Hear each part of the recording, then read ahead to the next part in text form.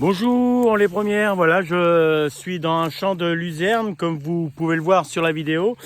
Donc voilà, je voulais vous faire un petit cours sur l'agrosystème et également aussi un petit peu d'écosystème.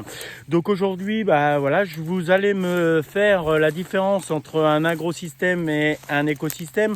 Donc je voudrais que vous me fassiez sur une feuille la définition d'un écosystème et la définition d'un agrosystème. Donc aujourd'hui, voilà, je marche dans un champ de luzerne. Le champ de luzerne donc n'a pas été désherbé cet hiver. Bien sûr, les conditions ne l'ont pas permis. Donc il y a plus d'herbe grasse que de luzerne, mais bon, la luzerne se trouve dessous, donc l'agriculteur va pouvoir la désherber dès que les conditions vont être bonnes et réunies et réessuyées. Donc je voudrais que vous me présentez l'agrosystème, c'est-à-dire l'agrosystème donc de la luzerne, le champ de luzerne et la différence avec, on avancera tout à l'heure, un peu plus bas, donc l'écosystème de la haie qu'on verra sans doute qui est juste derrière là-bas.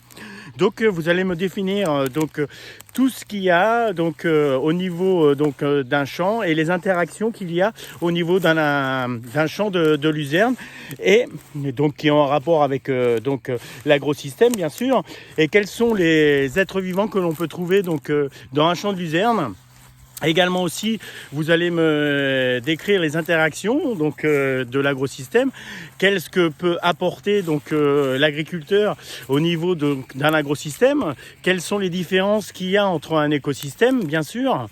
Et aujourd'hui la luzerne, vous allez me dire aussi de quelle famille elle fait partie et également aussi quelles sont les possibilités de débouchés pour la luzerne, car là je ne suis pas chez un éleveur mais je suis chez un céréalier.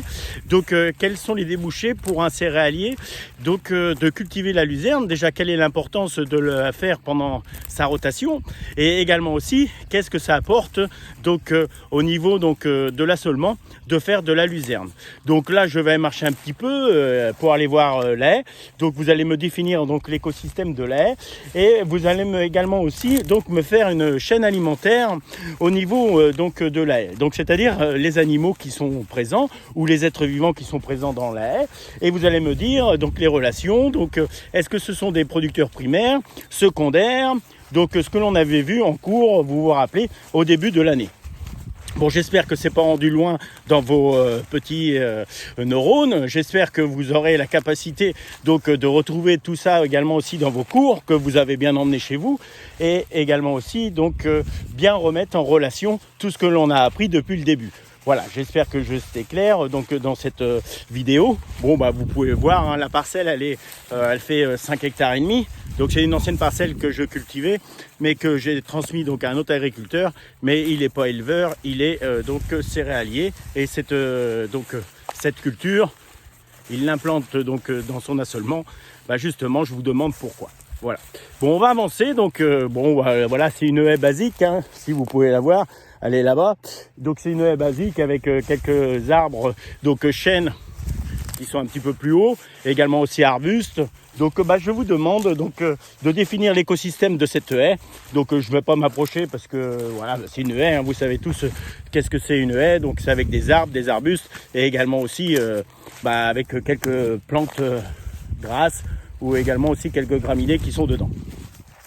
Donc j'espère que vous avez compris le cheminement du travail qu'il y a à faire.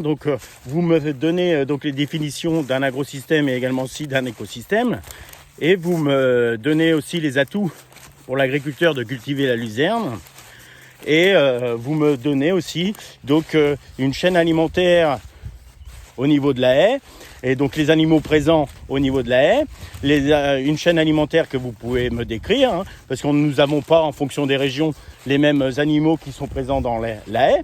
Également aussi, je voudrais que vous me définissiez les animaux présents dans une luzernière ou une luzerne. Voilà, je ne sais pas comment vous appelez ça. Et je pense que déjà, si vous arrivez à me faire ça cette semaine, je pense que ça sera déjà bien. Voilà, ça va vous faire un verso de feuilles avec des éléments essentiels, et ça va vous faire réfléchir sur ce que c'est un agrosystème et un écosystème. Voilà. Bon, bah, je vous remercie de votre attention. Voilà, moi je repars préparer un autre cours pour les secondes. Donc bah, je vous souhaite bonne continuation et bon courage.